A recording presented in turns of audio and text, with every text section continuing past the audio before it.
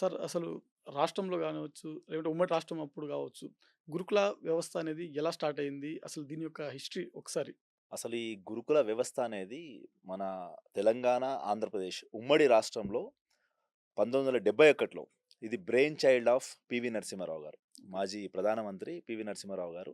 మన ఆంధ్రప్రదేశ్‌లో 2 ప్లేస్‌లో, మన తెలంగాణ ముఖ్యంగా ఓకే. సర్వేల్లో నల్గొండ జిల్లా సర్వేల్లో స్టార్ట్ చేయడం జరిగింది. హ్మ్. అంటే దీనిదేంటంటే సామాజికంగా, ఆర్థికంగా వెనుకబడి ఉన్న పిల్లలు హ్మ్. మంచి వాళ్ళకి నాలెడ్జ్ మంచిగుండి అంటే చాలా చదువులో చాలా ముందుండి, వాళ్ళ సామాజికంగా వెనుకబడిన పిల్లల కొరకు స్టార్ట్ చేసింది యాక్చువల్లీ ఇది ఓకే. సర్వేలో. ఓకే.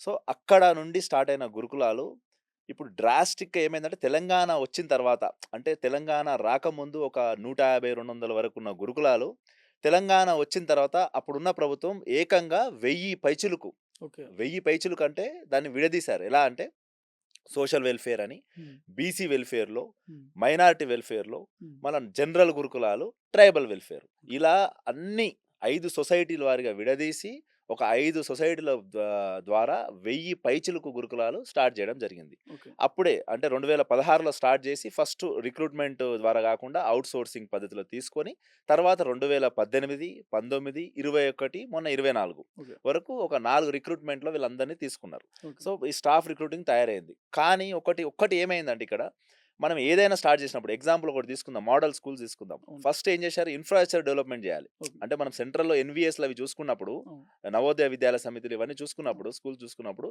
ఫస్ట్ ఇన్‌ఫ్రాస్ట్రక్చర్ డెవలప్ చేసుకొని, తర్వాత స్కూల్ స్టార్ట్ చేశారు. కానీ ఇక్కడ ఏం జరిగిందనంటే, స్కూల్ స్టార్ట్ చేసి తర్వాత ఇన్‌ఫ్రాస్ట్రక్చర్ వెతకడం స్టార్ట్ చేశారు. అంటే దీని పర్యవసానం ఏమైందనంటే 1000 గురుకులాలలో దాదాపుగా 600 పైచిలుకు గురుకులాలు, అంటే ఇన్‌స్టిట్యూషన్స్, స్కూల్స్ గావచ్చు, జూనియర్ కాలేజ్‌లు గావచ్చు, డిగ్రీ కాలేజ్‌లు గావచ్చు, ఇవన్నీ గూడా రెంటెడ్ బిల్డింగ్స్‌లో నడుస్తున్నాయి. ఒక ప్రెజెంట్. ప్రెజెంట్ హ్మ్. ఇప్పుడు ఇదే ఏరియా చూసుకుంటే మనం జూబ్లీ హిల్స్ లా నడవాల్సిన గురుకులం, ఒక జూబ్లీ హిల్స్ పేరుతో నడవాల్సిన గురుకులం ఎక్కడ ఉందనంటే అది హ్మ్. సిటీ ఔట్‌స్కట్స్‌లో ఏదో ఒక పాత హ్మ్. మూసివేయబడిన ఇంజినీరింగ్ కాలేజ్‌లో నడుపుతున్నారు. ఓకే. ఇంజినీరింగ్ కాలేజ్ నడుపుతున్నారు. కాబట్టి మెయిన్ అదే ఇన్‌ఫ్రాస్ట్రక్చర్ అనేదే పెద్ద ప్రాబ్లమ్. హ్మ్. చేశారు మంచి మోటివ్. అప్పుడున్న గత ప్రభుత్వం కేజీ టు పీజీ హ్మ్.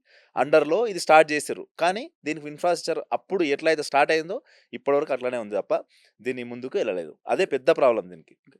సార్ గురుకులాలు మనకు తెలంగాణ ఏర్పడ్డ తర్వాత మనకు భారీ ఎత్తున గురుకులాలు ఏవైతే ఉన్నాయో అంటే స్కూల్స్ అనేది మనకు తీసుకురావడం జరిగింది. ప్రెజెంట్ మనకు ఇండియాలో ఫస్ట్ ఎక్కువ గురుకుల స్కూల్స్ ఉన్నటువంటి స్టేట్ ఏందనంటే మన తెలంగాణ స్టేటే. సో, ఈ గురుకుల ప్రెజెంట్ ఏవైతే ఉన్నాయో వీటిలలో ప్రధానంగా స్టూడెంట్స్ కావచ్చు, లేకపోతే ఉపాధ్యాయులు కావచ్చు, ఎదుర్కొంటున్నటువంటి ప్రధాన సమస్యలు ఏంటి అనంటే మీరేమంటారు? ఇప్పుడు యాక్చువల్లీ గురుకులాలనేది సమస్యల కుంపటిలో ఉంది. అంటే ఓకే. అది నార్మల్‌గా లేదు. ఓకే. Boiling point. ఓకే. ఎందుకనంటే చెప్పాను కదా ఇందాక ఫస్ట్ ఇన్‌ఫ్రాస్ట్రక్చర్ ప్రాబ్లమ్. ఓకే. అంటే గురుకులాలు స్టార్ట్ చేశారు. హ్మ్. ఒకటి ఇందాక చెప్పినట్టు గురుకులాలు సోషల్ వెల్‌ఫేర్ అని, ట్రైబల్ హ్మ్. వెల్‌ఫేర్ అని, బీసీ వెల్‌ఫేర్ అని, మైనారిటీ వెల్‌ఫేర్ అని, జనరల్ గురుకులాలని హ్మ్. 5 రకాలమైన గురుకులాలున్నాయి. హ్మ్. అంటే మేమేమంటామంటే సింపుల్‌గా దీన్ని స్టార్ట్ చేసే ముందు ఒక చిన్న సర్వే చేసేదుండే. ఓకే. ఒకటి హ్మ్. సింపుల్ లాజిక్ చెప్తాను మీకు. ఇప్పుడు మన రాష్ట్రంలో ఒక స్కూల్ ఎడ్యుకేషన్ కింద స్కూల్స్ ఉన్నాయి. అవును. జెడ్పీ స్కూల్ కావచ్చు, గవర్నమెంట్ స్కూల్స్ కావచ్చు. అవును. ఇందులో మొత్తం స్టాఫ్ కలిసి ఒక 1,10,000 వరకుంటారు. ఓకే. ఈ 1,10,000 మందికి ఒక 26,000 స్కూల్స్ ఉంటాయి. ఓకే. ప్రైమరీ స్కూల్స్ కావచ్చు, హై స్కూల్స్ కావచ్చు, మిడిల్ స్కూల్స్ ఇవన్నీ కలిపి. ఓకే. 26,000 స్కూల్స్, 1,00,000 మంది ఎంప్లాయీస్‌కి కలిసి ఒక స్కూల్ ఎడ్యుకేషన్ డిపార్ట్‌మెంట్ ఉంది. హ్మ్. సింపుల్. అవును. సో, ఇంతమంది స్టూడెంట్స్‌కి, ఇన్ని స్కూల్‌లకు, ఇంతమంది 1,00,000 ఎంప్లాయీస్‌కి ఒక్క స్కూల్ ఎడ్యుకేషన్ ద్వారానే నడుపుతున్నారు. అవును. మరి ఈ గురుకులాలు ఎన్నున్నాయి?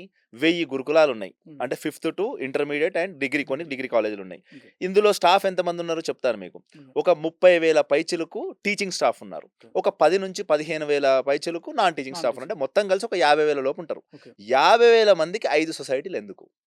ఓకే. సింపుల్. హ్మ్. 5 సొసైటీలు, 5 వెల్‌ఫేర్‌లు, ఓకే. 5గురు సెక్రటరీలు. ఓకే. ఇప్పుడు ఒక 1,00,000 మంది ఎంప్లాయీస్ ఉండి, 26,000 మంది స్టూడెంట్స్ ఉండి, పాఠశాలలుండి, ఇన్ని లక్షల మంది స్టూడెంట్స్ ఉన్న దగ్గర, హ్మ్. ఇక్కడ 50,000 మంది స్టాఫ్‌కు, ఒక 5,00,000 పైచిలుకు స్టూడెంట్స్‌కి 5 సొసైటీలెందుకు? ఓకే. 5 ఇవన్నెందుకు? ఓకే. దీన్ని సింపుల్. కామన్ డైరెక్టరేట్ జేయాలి. ఓకే. గురుకులాలకు ఒక డైరెక్టరేట్. ఓకే. ఇంకొకటి, ఇప్పుడు పెద్దది మీరొకటి ఆలోచించాలి. ఇప్పుడు ఈ సోషల్ వెల్ఫేర్ అని, SC welfare, ST welfare, minority, BC అని మనం ఏమి చెప్పాలనుకుంటున్నాం పిల్లలకు? ఓకే. ఇది పెద్ద సమస్య. ఇది ఎందుకంటే మనం నేషన్ ఇంటిగ్రిటీ గురించి ఆలోచిస్తే ఇది చాలా పెద్దది. ఓకే. మనం ఆలోచిస్తే. అంటే ప్రభుత్వం ఏమంటుందనంటే ఆయా వర్గాలు ఎస్టీ కావచ్చు, ఎస్సీ కావచ్చు, బీసీ కావచ్చు. ఆయా వర్గాలలో పేద పిల్లలు ఎవరైతే ఉన్నారో వారిలో ఆర్థికంగా, సామాజికంగా చేయూతనందించే ఉద్దేశంతోటి వారిని కూడా అభివృద్ధి స్థాయిలోకి రావాలనే ఉద్దేశంతోటే ఆయా సొసైటీలను ఏర్పాటు చేశాయి. సో, ఇది తప్పంటారా మీరు? మేమసలు తప్పనట్లేదు. ఓకే. అది పర్ఫెక్ట్. కానీ విధానం తప్పంటున్నాం. ఓకే. ఎలా అంటే ఇప్పుడు 100% మీరు చెప్పింది. ఓకే. వెనుకబడిన తరగతులు అంటే బడుగు బలిగిన వర్గాల గురించే స్టార్ట్ చేశారు. అవును. కానీ నేను చెప్పేదేంటనంటే ఓకే. తెలంగాణ రెసిడెన్షియల్ స్కూల్స్ హ్మ్. అని స్టార్ట్ చేయండి. ఓకే. మీరు ఎంత రిజర్వేషన్ ఇవ్వాలనో అంత ఇవ్వండి. ఓకే. అంటే బీసీ పిల్లలకింత, ఎస్సీ పిల్లలకింత, ఎస్టీ పిల్లలకింత అన్ని ఇవ్వండి. ఓకే. ఇచ్చిన తర్వాత ఒక పిల్లోడు స్కూల్లోకి ఇంటేక్ అయ్యేంత వరకే ఆ రిజర్వేషన్ ఉండాలి. ఓకే. దాని తర్వాత పిల్లోళ్ళందరూ కలిసి చదువుకోవాలి. ఓకే. నేనేది అది. ఎందుకంటే ఇది మన రాష్ట్ర, దేశ సమగ్రతకు సంబంధించిన విషయం కాబట్టి చెప్తున్నాను. ఎందుకంటే మేము చూస్తున్నాం. ఇక్కడ మేము గ్రౌండ్‌లో ఉన్నాం. క్షేత్రస్థాయిలో వర్క్ చేస్తున్నాం కాబట్టి అవును. ప్రభుత్వానికి నివేదిస్తున్నాం. ఏందనంటే ఇప్పుడు మనం ఒక పిల్లోడిని మైనారిటీ అని తీసుకుంటున్నాము. వాడు ఎప్పటికీ ఒక మైనారిటీ కాకుండా బీసీ అని తీసుకుంటాము. ఎస్సీ అని తీసుకుంటాం. ఎస్టీ వాడు ఒక 5th క్లాస్ నుంచి ఇంటర్ వరకు అందులోనే ఉంటాడు. అంటే నాది ఎస్సీ వెల్ఫేర్‌లో చదువుతున్నా, నేను ఎస్టీ వెల్ఫేర్‌లో చదువుతున్నా, నేను మైనారిటీ చదువుతున్నా ఆ మైండ్ సెట్‌తోనే ఉంటాడు. అలా కాకుండా నేనేమంటున్నా అంటే మంచిది. గవర్నమెంట్ తీసుకున్న నిర్ణయం చాలా మంచిది. కానీ ఇంటేక్ వరకే ఉండాలది. దీని పేరు మార్చాలి అనేది. అంటే కులాల వారికి ఇప్పుడు నేను అనడం కాదు ఇది.